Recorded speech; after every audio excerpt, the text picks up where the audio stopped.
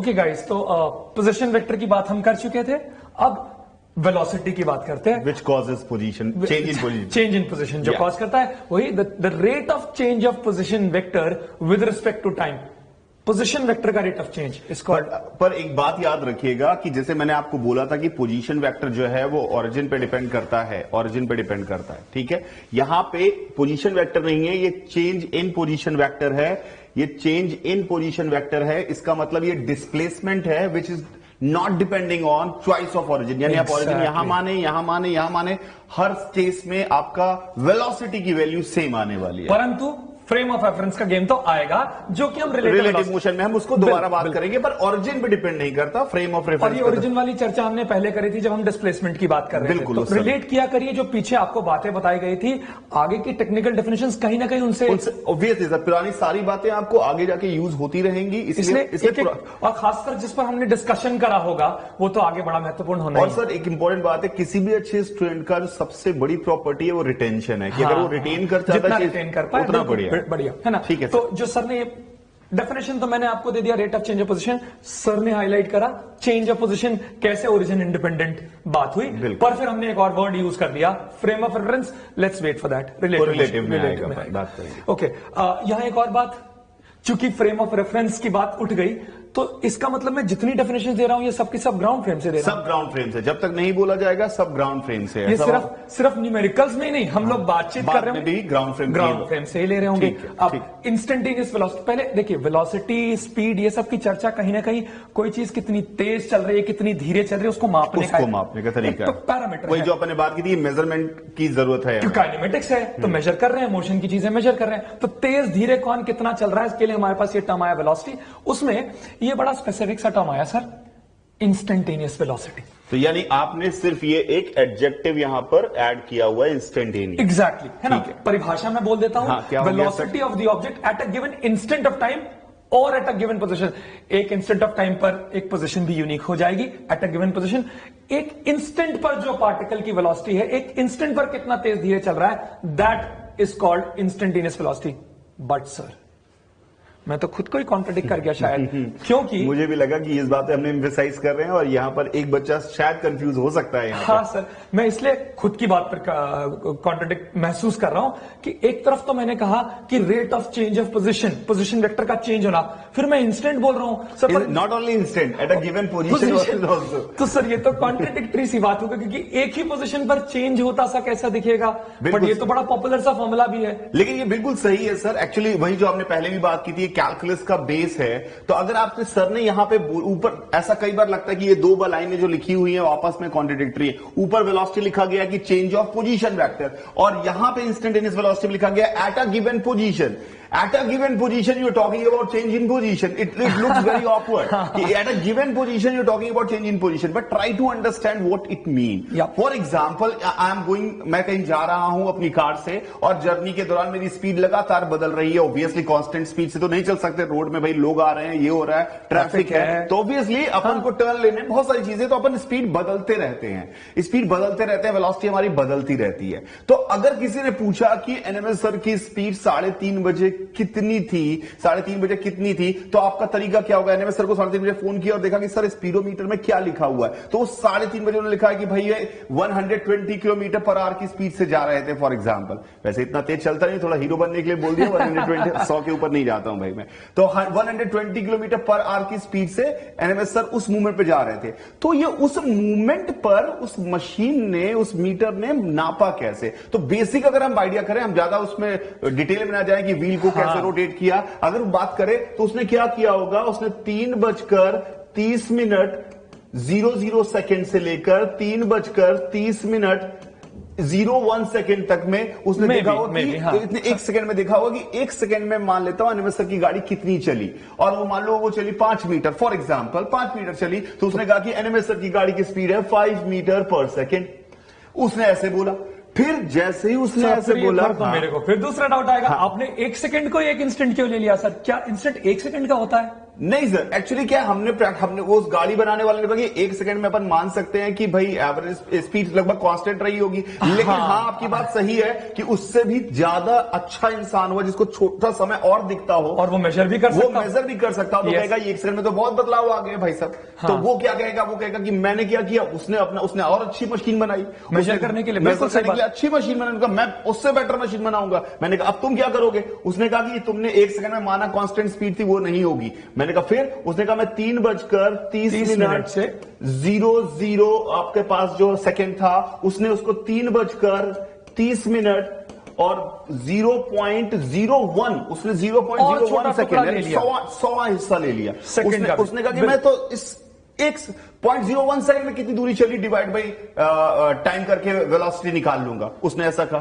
फिर एक आदमी आया तो उसका सर इसका हो सकता है आंसर 5 की जगह 4.98 कुछ ऐसा ही आ जाए, 4.98 या 5.01 कुछ भी आ जाए, उसमें आंसर थोड़ा सा बदल जाएगा, लेकिन ये इससे ज्यादा अच्छा है, एक्यूरेट ज्यादा है, क्योंकि इसने अजम्पशन लिया कि छोटा समय में। इंट्यूटिवली भी सर मेरे को जब आपने 0.01 वाली बात कही तो मुझे थोड़ा और इंस्टेंटेनियस इंस्टेंट की फील आई ऑब्वियसली। अब किसी ने कहा कि मैं तो भाई और अच्छी मशीन बनाऊंगा, मैं दुनिया की सबसे अच्छी। मैंने तुम क्या करोगे, उसने कहा कि मैं जो टाइम इंटरवल लूंगा वो 0.000000000 रुक जाऊं क्या 0001 इतने सेकेंड का टाइम इंटरवल लेने वाला है, तो इसकी मशीन और बढ़िया बन रही होगी। फाइन। तो इस तरह से मशीन, तो हमने कहा कि दुनिया में सबसे आइडियल मशीन क्या होगी, आइडियल मशीन एकदम जिससे अच्छा कोई नहीं सोच सकता। तो मैं कहूंगा कि सर वो इतना छोटा टाइम इंटरवल ले कि कभी कोई ह्यूमन सेंस में नॉर्मल कोई भी भगवान भी ना सोच पाए। तो ऑब्वियसली वो उस इंस्टेंट पे पहुंच गया, यानी इंस्टेंट ऑफ टाइम का मतलब जब हमने ये वेलोसिटी डिफाइन की d vector r by dt, इसमें dt टाइम जो है वो इतना छोटा है कि कोई भी नहीं सोच सकता, इसीलिए वो इंस्टेंट की वेलोसिटी हो गई। Even it is talking about some time interval, but that time interval is very very very small। और याद करें सर, हमने जो कैलकुलस की स्पिरिट या सोल की कल बात करी थी, घूम फिर कर तो ये वही चीज है सर। और हर रेट ऑफ चेंज में इवेंचुअली शायद हम लोग वहीं लैंड अप कर जाएं। बिल्कुल। ओके, आगे बढ़े तो ग्राफिकल एनालिसिस सोचते हैं। अब अगर मैं डिस्प्लेसमेंट वर्सेस टाइम ग्राफ बनाऊं, ये पोजीशन वर्सेस टाइम ग्राफ भी बना पर ये सर ये r था, ये x कैसे हो गया? हाँ, दैट्स अ वंडरफुल क्वेश्चन।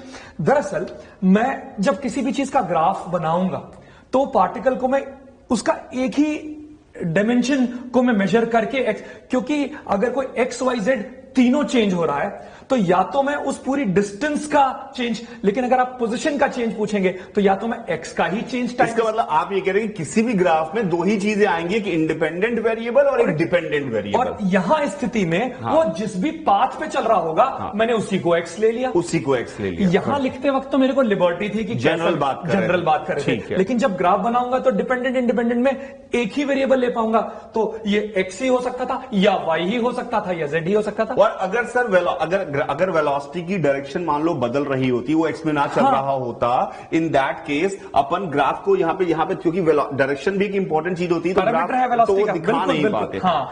और ग्राफ की कितनी बड़ी बात है, ग्राफ की सबसे बड़ी मजबूरी, ग्राफ तीनों डायमेंशन में या 2 डायमेंशन में कोई चीज चल रही है तो मैं उसकी डायरेक्शन को ग्राफ पे नहीं दिखा सकता। इस मजबूरी से भी मुझे एक्स वाई जेड तीनों पैरामीटर्स के लिए अलग अलग ग्राफ बनाना पड़ेगा, विच ऑल्सो सो टू से कि अगर Vx भी कुछ हो, Vy भी कुछ हो, Vz भी कुछ हो, तो मैं तीन अलग अलग ग्राफ बना सकते। एंड हो सकता है कि we have a 3 dimensional board, तो हम हो सकता है कि 2 वेरिएबल्स के साथ मिलकर ग्राफ बना सकते हैं। वो फर्दर मैथ्स हम लोग यूज कर सकते थे, पर जो प्लेनर हम लोग यूज करते हैं उसमें जैसा कि सर ने कहा आइदर एक्स, आइदर वाई और जेड। तो हमने ये माना है इस पर्टिकुलर केस में कि पार्टिकल सिर्फ अभी एक्स में चल रहा है, फिलहाल एक्स में चल रहा है, यानी स्ट्रेट लाइन मोशन की बात कर रहे हैं। ये मैंने यहां डिस्प्लेसमेंट वर्सेस टाइम का ग्राफ दिखा दिया।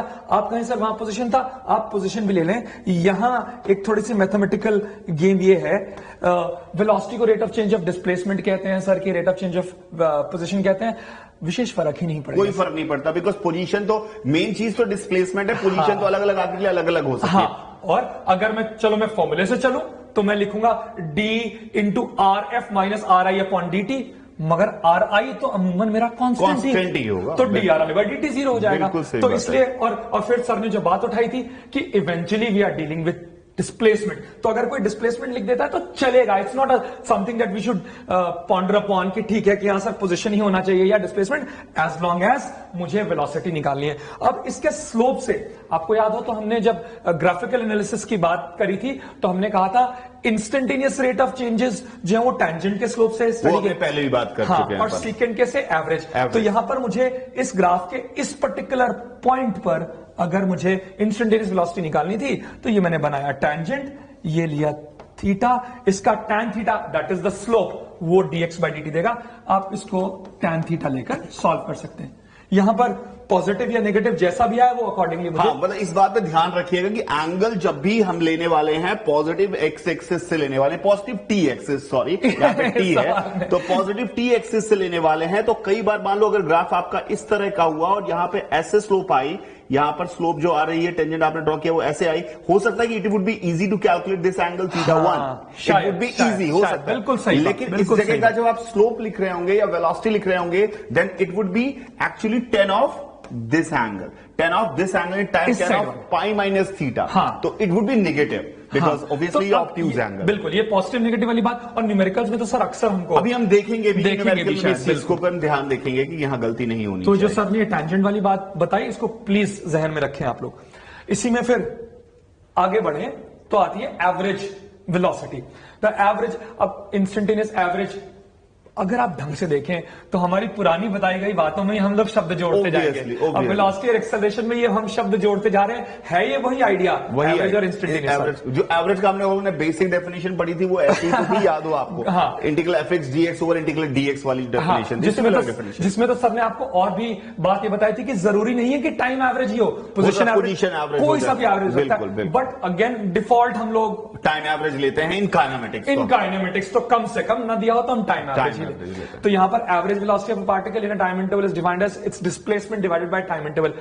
एक गिवन इंटरवल में कितना टोटल डिस्प्लेसमेंट आया डिवाइड बाय टाइम, ये हमेशा always may be 1D 2D 3D तीनों में ना सर, हमेशा हमेशा सर ये डेफिनेशन हमेशा से ही, इसीलिए डेफिनेशंस का महत्व होता है। इसीलिए भी हम स्टार्ट न्यूमेरिकल पे इतना कम आने से पहले डेफिनेशंस पे बात कर रहे हैं, बिकॉज डेफिनेशन जो है वो यूनिवर्सल है, ऐसा नहीं कि 1D में अलग है, 2D में अलग है, 3D में अलग है। अभी हम 1D के सवाल करने से पहले ही हमने इन डेफिनेशंस की बात की क्योंकि ये यूनिवर्सल डेफिनेशंस हैं, आपको समझ में आनी चाहिए। नॉर्मल टीचिंग मोड्स में जाएं तो पहले हम 1D के लिए, फिर 2D 3D, क्यों 1D 2D 3D के लिए करनी बात, ये सबके लिए ही सबके लिए सही है। तो average velocity is total displacement upon total time, mathematically वही वाले रिजल्ट्स आ गए। इंटीग्रल VDT में V को अगर मैं dr बाई dt लिखता, dt कैंसिल करके डेल्टा r बन जाता, delta r by delta t, displacement vector upon time. लेकिन इसका मतलब है सर ये एवरेज वेलोसिटी का जो फील है, अगर मैं उसकी बात करूं तो मोटा मोटा मान लो फॉर एग्जांपल एक आदमी इस तरह से रास्ते में घूमता हुआ यहां पे पहुंचा, बिल्कुल यहां पे पहुंचा और उसने t सेकंड लिए, तो कि सर ने कहा कि एवरेज वेलोसिटी का मतलब है कि एक आदमी दूसरा आदमी सीधे यहां से यहां जा रहा है और इतने ही टी टाइम में पहुंच रहा है,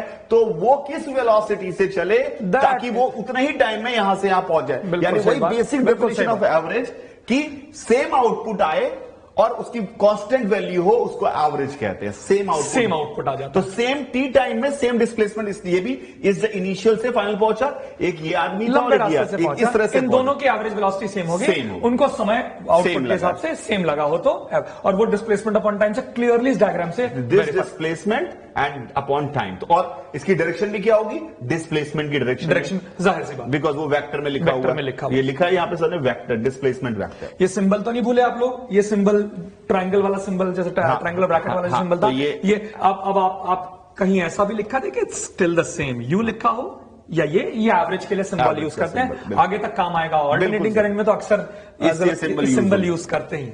ओके, वो ग्राफिकल रिप्रेजेंटेशन, रेपुटेशन, वो टैंजेंट का स्लोप था, ये सीकेंट का स्लोप है। हाँ, एक बात, जब भी सर एवरेज की कोई चर्चा करेगा तो उसको इंटरवल तो देना पड़ेगा, मतलब मुझे बोले कि दोस्त at equal to 2 second average बता, तो मैं समझ जाऊंगा मौज ले रहा है सर, वो पूछना इंस्टेंटेनियस चाहता था, चेक कर रहा है कि मुझे आता है। बिल्कुल, और इसीलिए अगर कभी वो सिर्फ बोल दे कि अगर बोले कि ये particle is moving with this velocity, तो वो जब सिर्फ वेलोसिटी वर्ड यूज हो रहा है तो इंस्टेंटेनियस की बात है, और एवरेज जब भी आएगा वो हमेशा इंटरवल में आएगा, ये याद रखिए। माइंड, हाँ, खाली वेलोसिटी स्पीड मतलब इंस्टेंटेनियस। अगर मुझे इंटरवल दे दिया गया तो एवरेज की बात करेगा एंड वाइस वर्सा आल्सो। बिना इंटरवल दिए मैं एवरेज की चर्चा नहीं कर सकता। तो वही सर, इस डायग्राम में वही एक्स और टी वाला आइडिया जो हमने डिस्कस किया था। अब यहां पर शायद ए से बी यानी T1 से T2 के इंटरवल का एवरेज अगर निकालना हो तो मैंने ये दोनों मार्क कर लिए, ए और बी, और तो ये वी एवरेज किस में है? ये है T1 से लेकर T2 टाइम इंटरवल के बीच में है। ये कहीं का भी एवरेज नहीं है। यहां पर जब मैं delta x by delta T, तो ए से बी यानी T1 से T2 इंटरवल का, because average will always be defined for some specific interval. बिल्कुल सही बात है। ओके, इसमें आगे बढ़ते हैं। तो वेलोसिटी का ही भाई स्पीड, हाँ। मगर बिना दिशा वाला भाई, बिना दिशा। अब स्पीड का गेम क्या है? देखिए, वेलोसिटी में तो हम लोग अभी चर्चा कर रहे थे कि हमें दिशा के ऊपर सोचना ही पड़ेगा। स्पीड सिर्फ तेज धीरे से भी काम चल जाएगा। स्पीड वही ना जो कार में दिखाता है, स्पीडोमीटर दिखाता है, वो स्पीड ही है। वो स्पीड ही है वो, क्योंकि वो ये तो नहीं बताता कि मैं किधर जा रहा हूं। हाँ, मैं नॉर्थ में गया कि वो तो गूगल मैप नेविगेशन बताता है कि मैं किधर जा रहा हूं, रोड के किस तरफ हूं। तो गूगल वाला जो मिलता वो शायद वेलोसिटी देता होगा, पर ये तो स्पीड ही देगा। फाइन। तो रेट ऑफ चेंज ऑफ, अब वहां डिस्प्लेसमेंट से बात थी, यहां डिस्टेंस से बात आ गई। Rate of change of distance with respect to time is speed. खाली स्पीड मतलब इंस्टेंटेनियस स्पीड, और अगर फिर वैसे उसी परिभाषा चले, the speed at a particular instant is defined as instantaneous speed. So sir, मैंने यहां पर इस बार जो सिंबल्स यूज किए, ये ds बाई dt, मैं इसको थोड़ा बना के दिखाना चाहता हूं कि मान लीजिए, इसको मैं थोड़ा स्पेसिफाई करना चाहता हूं, चूंकि इंस्टेंटेनियस की बात कर रहा हूं, कि किसी पाथ पर कोई चल रहा है। यहां पर मैंने एक बड़ा छोटा सा टाइम, वो जो अभी हम dt का डिस्कशन किए थे, तो मेरे को किसी ने कहा dt में इतना लेंथ ऑफ पाथ चला, तो ये length of path upon dt he speed हुआ, इंस्टेंटेनियस स्पीड हुआ। यानी अगर मैं यहां पर करता तो यहां का लेंथ होता। ये दैट्स द गेम। और इसमें एक बहुत इंपॉर्टेंट बात आई कि आपने इतना छोटा इंटरवल लिया है कि चाहे आप ओवरऑल जिस भी कर्वीलिनियर पाथ पे चल रहे हो, उस छोटे से इंटरवल में, तो you can treat your motion is not changing your direction, it means you are moving on a straight line. It means the value of magnitude of displacement for that small time interval, सिर्फ उसके लिए value of magnitude of displacement for that small time interval will be value of magnitude of distance traveled in that time interval. Wow. So what does that mean? It means ds is equal to mod of ds vector. बहुत ही बढ़िया। तो इसका मतलब क्या हुआ कि अगर मैं इंस्टेंटेनियस स्पीड को कहूं dt, तो भाई सब दोनों के लिए dt है, dt तो dt है दोनों के लिए, यहां पे dt कर दिया। इसका मतलब क्या हुआ? इसका मतलब यह हुआ कि instantaneous speed is nothing but magnitude of instantaneous velocity. That's great. Instantaneous speed is nothing but magnitude of instantaneous velocity. ये एकदम दिमाग में बैठा लीजिएगा। I am very much clear and explicit about this adjective instantaneous. It is not in general true कि speed is the magnitude of velocity. It is not in general true कि because if you talk about average speed, तो शायद नहीं भी होगा, क्योंकि इस finesse के कारण, इस छोटे से इंटरवल में स्ट्रेट लाइन मोशन था।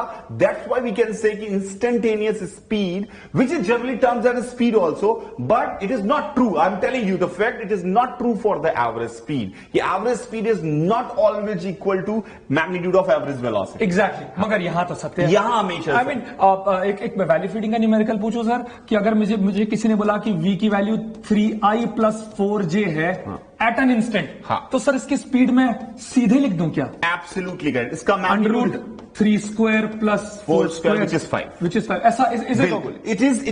It is okay for instantaneous speed. That's the point. Instantaneous, but mind it, instantaneous में बार-बार हम लोग चिल्ला के बोल रहे हैं, instantaneous पे emphasize करेगा। ये एवरेज के लिए नहीं सही है ये बात। Okay. तो ये स्टेटमेंट क्या, मैं फिर से एक बार रिपीट कर दूं, आपके दिमाग में बैठ जाए कि magnitude of instantaneous velocity is equal to instantaneous speed, and it is not true. अभी मैं साथ में बोलता था कि आपके दिमाग में बैठ जाके समझाऊंगा। It is not true for average, यानी magnitude of average velocity need not to be मतलब इट मे बी, हो जाए तो हो जाए, वो ऐसा नहीं होगा। Magnitude of average velocity is not equal to average speed. ये बात बहुत ध्यान से। अच्छा, एक और बात सर मैं इसमें एम्फेसाइज करूंगा, आगे वैसे वो 2D 3D में हम आगे बात करेंगे, लेकिन फिर भी यहां पर बहुत इंपॉर्टेंट है, बिकॉज ये कई बार ये सवाल जब आप बेसिक परिभाषाएं पढ़ते हैं समझ में आनी चाहिए। तो जस्ट ट्राई टू अंडरस्टैंड कि अगर लिखा हो ds by dt का mod, okay okay okay okay. और लिखा हो D of mod S by D T. ये दोनों तो अलग चीजें होनी चाहिए। ये दो चीजें, इसके मानो यहां पे भी ब्रैकेट लगा दिया फॉर एग्जाम्पल। हाँ। तो ये चीज और ये चीज बिल्कुल अलग है। Yes. ये क्या कह रहा है, ये rate D by D T is a operator actually. थोड़ा सा अगर मैं मैथमेटिकली जाऊं तो D by D T is a operator. This operator is acting on displacement. In rate of change of displacement it is actually instantaneous velocity का magnitude और instantaneous speed. Instantaneous velocity का magnitude it is not instantaneous velocity और instantaneous velocity का magnitude नहीं है। ये क्या है, ये डिस्प्लेसमेंट के मैग्नीट्यूड के चेंज होने का रेट है। वो आगे चल के बात करेंगे, नॉट इवन काउंटेड हियर। वो भी बात नहीं करेंगे, उसमें कंफ्यूज कर जाएंगे आप, क्योंकि उसमें समझाना पड़ेगा कि एंगल बदलना और वो सारी चीजें, but they are not equal. And minded this thing, mod of D by D T of S vector is called instantaneous speed और magnitude of instantaneous velocity.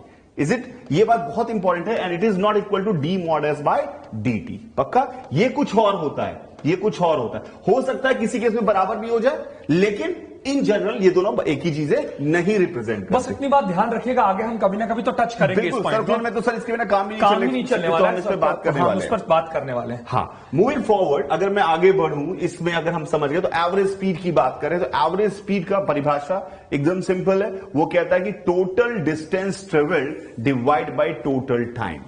Total distance travelled divide by total time, यानी कि total distance travelled per unit time is called average speed. पक्का? अब हमें यह पता है कि किसी भी मोशन में टोटल डिस्टेंस जो होता है, उस समय जब डिस्टेंस डिस्प्लेसमेंट आपने समझाया था सर, yes. टोटल डिस्टेंस जो होता है वो डिस्प्लेसमेंट से बड़ा होता है, इसलिए एवरेज स्पीड बड़ा या बराबर होता है। तो एवरेज स्पीड की वैल्यू एवरेज वेलोसिटी से बड़ी या बराबर होगी। हाँ, ये मैग्नीट्यूड की बात करें तो। yes. और अगर मैं एवरेज वेलोसिटी, एवरेज स्पीड निकालूं तो क्या होगा? Total distance travelled. Distance travelled का आप चाहें तो ये एक फॉर्मूला याद कर लें, डिस्टेंस ट्रेवल्ड, ये आपको कभी भी निकालना होगा। डिस्टेंस ट्रेवल्ड का this is one of my favourite. हाँ, ये बहुत शानदार फॉर्मूला है। हाँ, इसको डिस्टेंस ट्रेवल्ड जो सर यहां लिख भी रहे हैं, डिस्टेंस ट्रेवल्ड जो हमेशा होगा उसका फॉर्मूला है integration of mod we D T. यानी स्पीड अगर आपको दी हो तो आप उससे डिस्टेंस ट्रेवल निकाल सकते हैं। कोई एग्जांपल, अगर फॉर एग्जांपल मैं ले लूं कि अगर किसी ने दिया हुआ है यहां पर velocity is equal to 3 sin omega T I cap plus 3 sin omega T I cap plus 3 cos omega T J cap, right. और उसने मुझसे पूछा कि मुझे आप 5 सेकंड में चली गई दूरी निकाल के दिखाइए। That is distance travelled. Distance travelled in 5 second. तो इस फॉर्मूले के हिसाब से हमें चलना चाहिए integral mod we D T 0 से 5। बिकम्स प्रीटी सिंपल सर, क्योंकि जैसे ही मैं इसको स्क्वायर ऐड करके स्पीड निकालूंगा तो it comes out 3। It comes out to be 3। तो 0 से 5 और इसका मॉडुलस निकाल लीजिएगा आप लोग, 3 आएगा। 3 तो आता है ना sin square theta plus cos square theta equal to, बाहर आ जाएगा और 5, तो इट इज 15 मीटर। और ऐसे देखें तो लगेगा यार तो साइन कॉस है, साइन कॉस में पता नहीं कैसे कर्व पे चल रहा है, और हम शायद अगर आइडेंटिफाई कर भी लें कि भाई ये इस तरह सर्कल में चल रहा है, हाँ, तो भी हो सकता है। लेकिन इंपॉर्टेंट ये बात ये है कि स्पीड जो है इसकी जो हमारे पास आ रही है वो कांस्टेंट आ रही है, स्पीड के लिए तो फिर हमने यही वाला लॉजिक जो सीखा था वो यूज किया। तो ये बहुत इंपॉर्टेंट फॉर्मूला है कि डिस्टेंस जो भी हम ट्रेवल करेंगे वो integral of mod we D T होगा। स्पीड को इंटीग्रेट करके डिस्टेंस मिलेगा। तो एंड सो ऑब्वियसली बहुत नई बात नहीं बोल रहा हूं, वेलोसिटी को इंटीग्रेट करके डिस्प्लेसमेंट मिलेगा। ये कहीं कहीं उससे इंस्पायर्ड वाली बात है। बिल्कुल सर, बिल्कुल सर।